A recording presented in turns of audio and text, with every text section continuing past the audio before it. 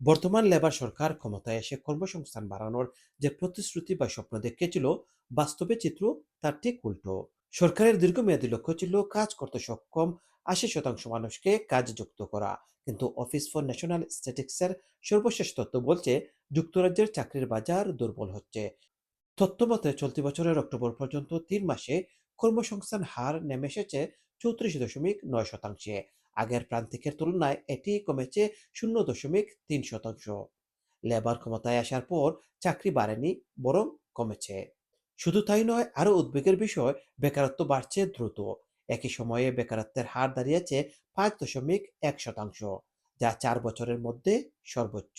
বেকারত্বের এই সংকটে সবচেয়ে বেশি ক্ষতিগ্রস্ত তরুণরা। ১৮ বছর থেকে ২৪ বছর বয়সী বেকার তরুণের সংখ্যা এখন ৫,৪৬,০০০। ২০১৫ সালের পর এত বেশি তরুণ বেকার আর দেখা যায়নি। মাত্র ৩ মাসেই এই সংখ্যা বেড়েছে ৮৫,০০০। বিশেষজ্ঞরা বলছেন অর্থনৈতিক মন্দার কেন্দ্রে আবারও তরুণরাই। অথচ লেবার সরকার ক্ষমতায় এসে এই প্রজন্মকে নিয়েই সবচেয়ে বেশি আশার কথা বলেছিল।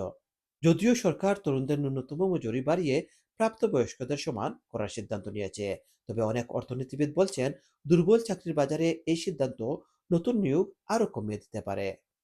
ফলে দেখা দিতে পারে আরও বেশি করে বেকারত্বের হার। তথ্যমতে চাকরি কমার প্রভাব পড়েছে বেতনের উপরও। বেতন বৃদ্ধির হার কমেছে, যা সুদের হার কমানোর পথে ব্যাংক অফ ইংল্যান্ডকে কিছুটা স্বস্তি দিতে পারে।